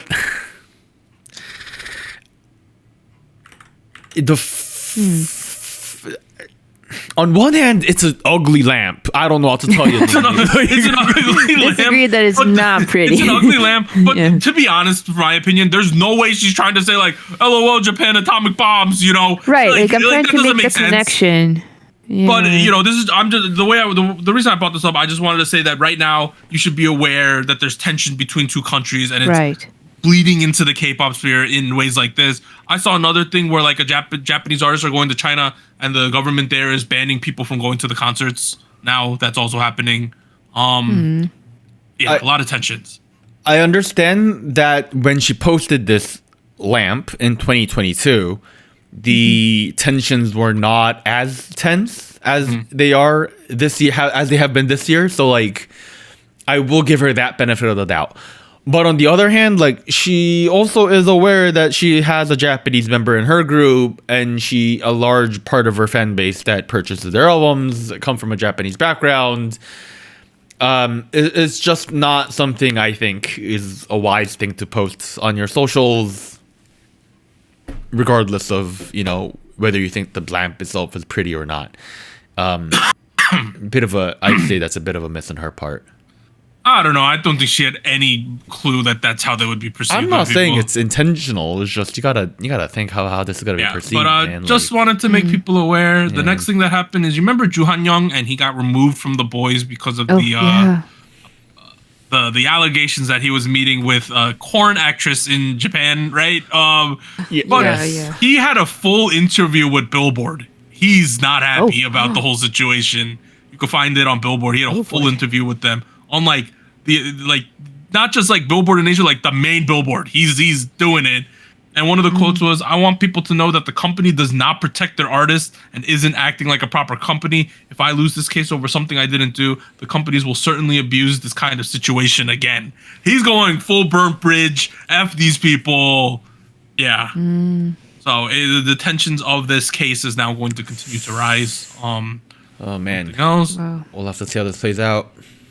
Next thing, Issa is stepping down from Inkigayo. People were kind of sad about that. I believe she's getting replaced with a Kiki member. So you always get a younger host. You know, we always do that over time. But yeah, Issa's stepping down over there. Next thing. So if you, for some reason, listen to us and go to USC, University of Southern California, there are 2 really fun K-pop courses you can take right now.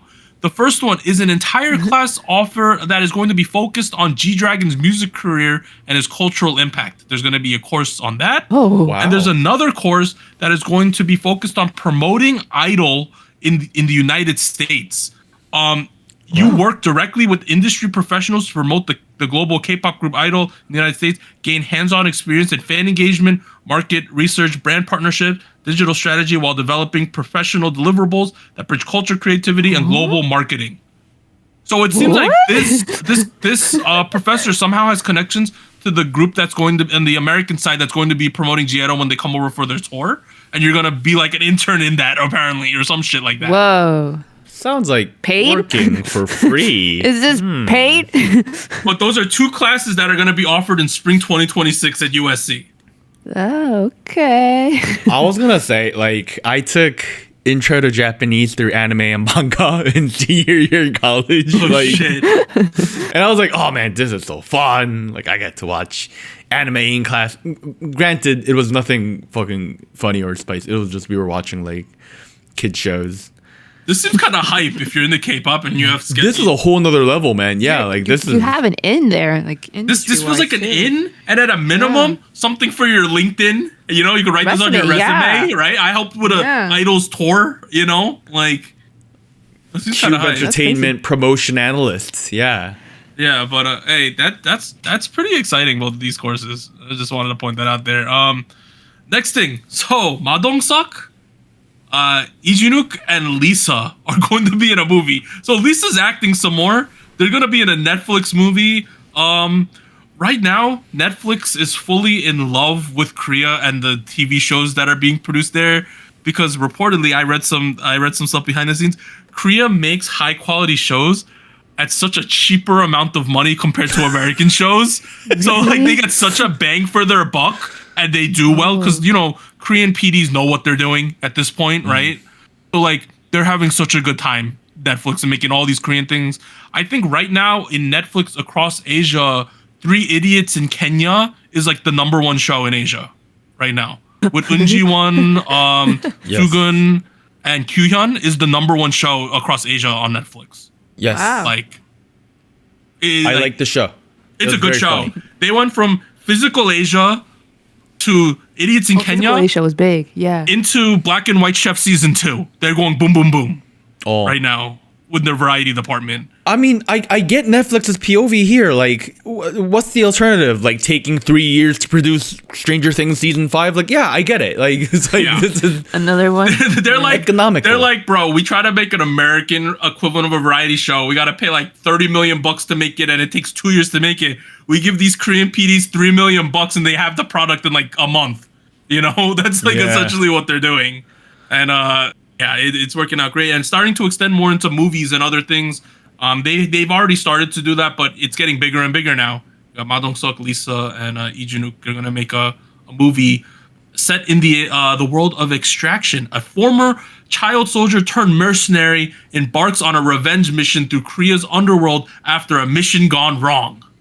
It's gonna be a mission gone wrong. It's gonna be a Ma Dong-seok action thriller, probably. Yeah. You know, he's good at that, so he'll probably punch a bunch of people, and Lisa will be there.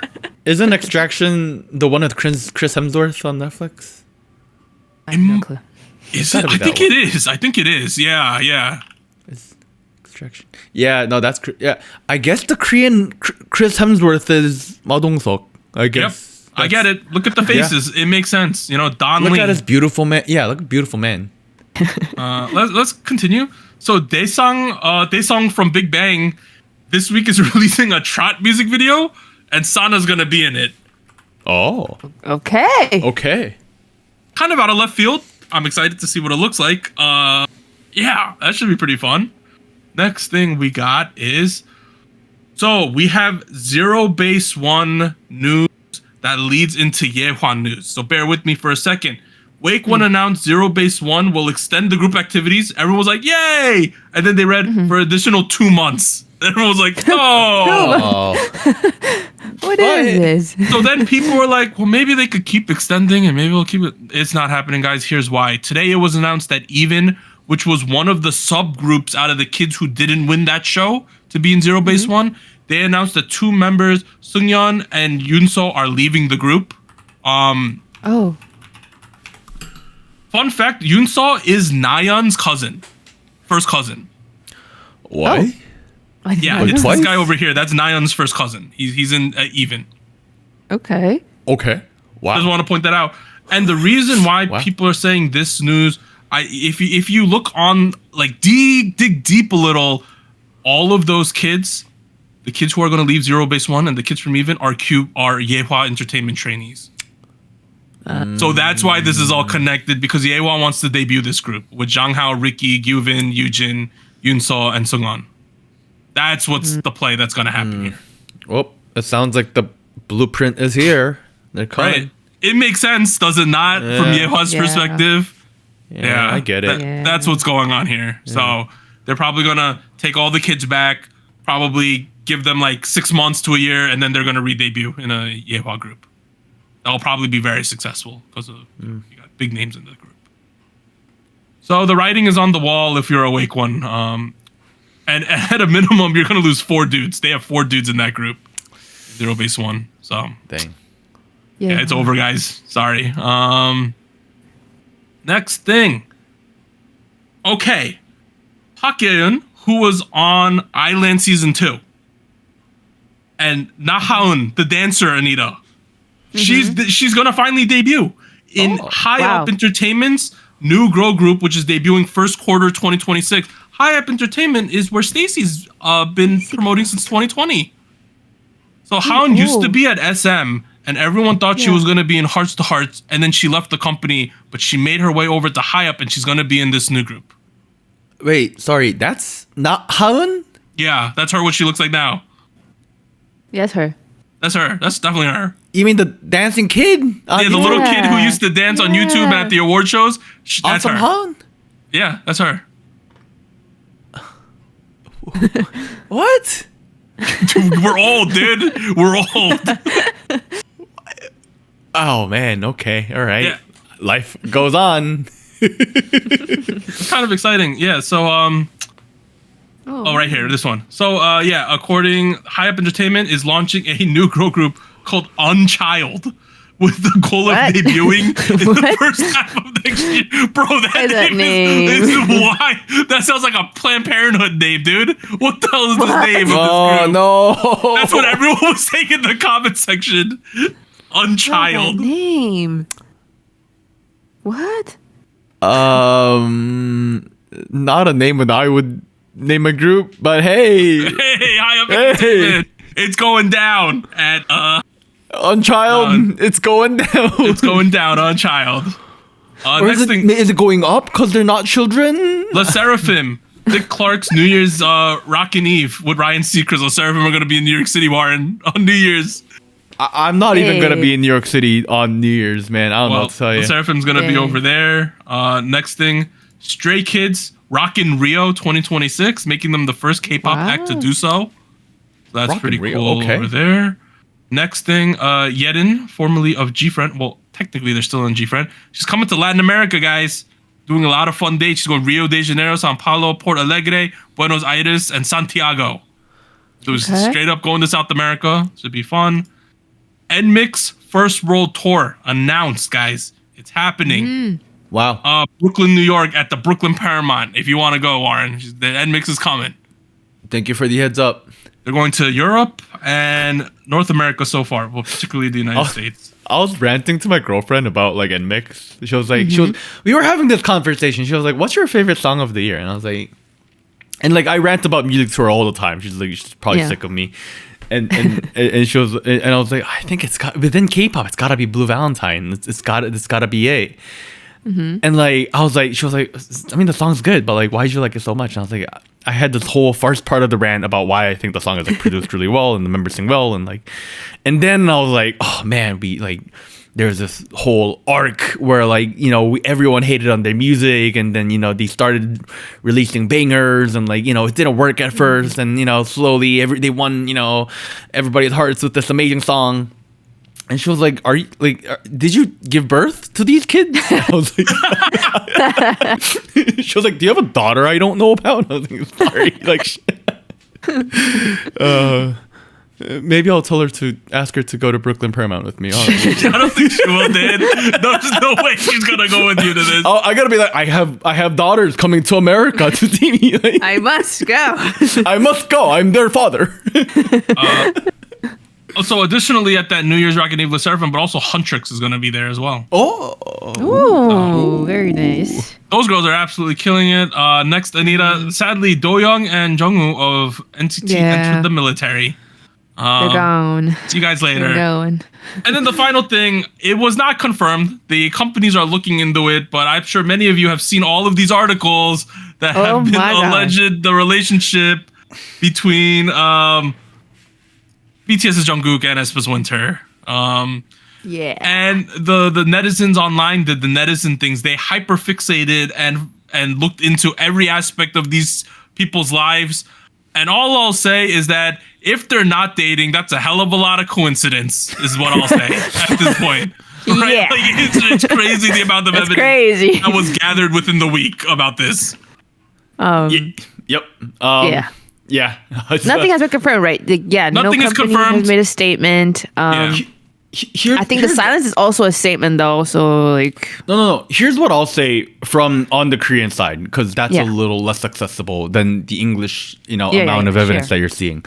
Alongside all the tattoo, clothing, and like schedule coincidences and whatnot, and the Instagram tags and all that. On one hand, there's been multiple notable cases of well-known winter home masters, like famous fans who take pictures. Fan account, some of their accounts have gone offline after long rants. That I think that's something I think.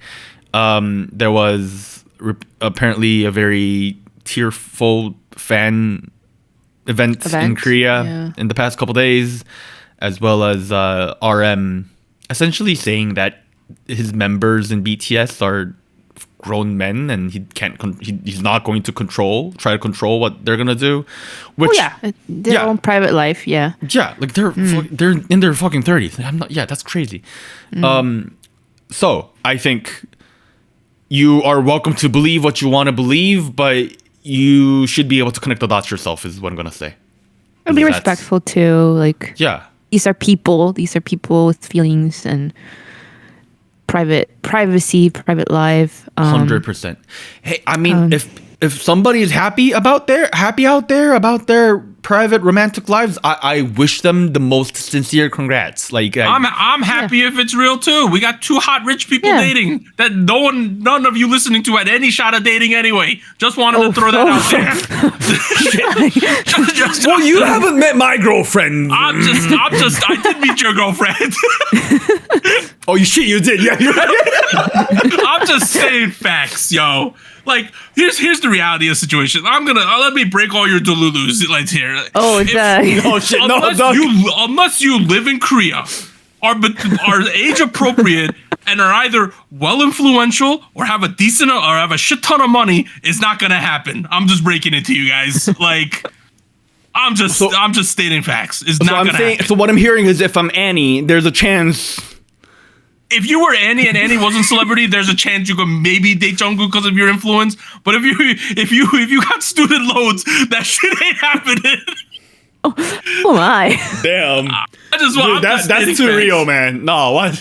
Well, that's the reality, guys. I think I want to believe. I think there are some people. I want to hope it's a minority that do take it a bit extreme and like maybe confuse or combine romantic feelings with like fan feelings, but I also feel like Warren was mentioning, there was a aespa event and the fans were crying. I feel like maybe it's more of a like, oh, like this is gonna change the member or the group. I don't know, maybe something along those lines where maybe it's just like a fan concern.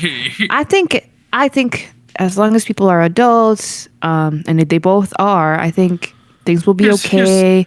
Yeah. Here's my perspective. Like I'm not gonna be mean anymore. Here's my perspective. Let's suppose people are dating, and if they're smart enough, they won't let it affect their work life, which then wouldn't let the fans down. Yeah. As long as they're not letting this shit ruin their work that you're invested in, I don't give a shit. To be completely honest, it will be okay. Yeah. I spent I always try to listen to the Delulus and see what they have to say, and my takeaway was that a lot of them were not looking at Winter as like a potential romantic partner, for example. A lot of them were let down because what they felt like a lot of for example, Winter was putting out on her socials and you know, in fan interactions, they thought certain things meant for them. They thought for example, her singing a specific song. I've heard that sentiment too, right. Yeah. They thought it was like a message for them. And now they feel betrayed because turns out it was a message for, you know, maybe someone else, who knows. So I can, you know what, like I'm able to see that argument a little more. I can empathize with that argument, but at the end of the day, my feeling is, as someone who's older than maybe a lot of our listeners, please listen to your hyung for a second. Don't get that invested in anything. Honestly, guys, like, it's not worth it, guys. Like, if there's one thing to be invested in, it's in listening to SojuTalk, your weekly shot of Kpop podcast every week on every Tuesday. Something tangible releases every Tuesday morning. Be invested in self-improvement and be invested in being the best person you can be and being a good person and being a good family member or a good friend. Those are things that are worthy of being invested in long-term and committed to. That's all I'll say, guys. Not saying like to not support your artists and like have a good time with that. It's just like don't feel too bad about it. As everything in life, moderation is key, guys. That's what I'll say. Yes, moderation. All right, going back to this, I don't care. I don't care if they're they personally. I don't give a whatever. Who cares? That being said, it's not confirmed. That's what I wanted to end with. It's not confirmed, so we don't know. But it seems like if this shit continues to drag on, someone's gonna have to make a statement at some point. I'm going to quote YG Entertainment themselves and say, if it's true, congratulations, but I have no idea. Exactly. Are they meeting with good feelings, as the Korean industry says? We don't know. We don't know. If they are, good on them, I guess. Yeah. Hey, we don't know if there'll be whiplash. We don't know if there'll be fake love. Who knows what's going on with these people? All right, guys. I just wanted to mention that because there were rumors, and Warren said, you know, on our server, people aren't talking about this too much, but there were a lot of posts. There's a lot of articles. Warren said in Korea, there's a lot more discussion going on. People are talking about this. Sorry, I should add on to that. Like, the only reason I pushed to have this brought up was because it feels similarly to the Karina situation a couple months ago. It feels like another career-altering, trajectory-altering event. Possibly, potentially. Yeah. And it's I don't know. I feel like we should be aware of what's going on, whether we think it's true or not. Is my take. Next week though, in terms of music, it's gonna be our last regular episode of the year. If we find that all of these are like holiday songs, we might scrape back a couple weeks. But the songs that are supposedly going to be released, NCT Doyoung, they sung with his trot song. Sorn and Minnie doing a Thailand collaboration. We got Kang Denyo, Mino from SHINee, and then we have Day 6. But some of those are probably holiday songs. We will sift through let you guys know and come back with a lineup next week. It's been episode 353. We're back from our Thanksgiving excursions. We'll see you guys next time, everyone. Bye. Yes. Bye-bye. Bye-bye. Happy December.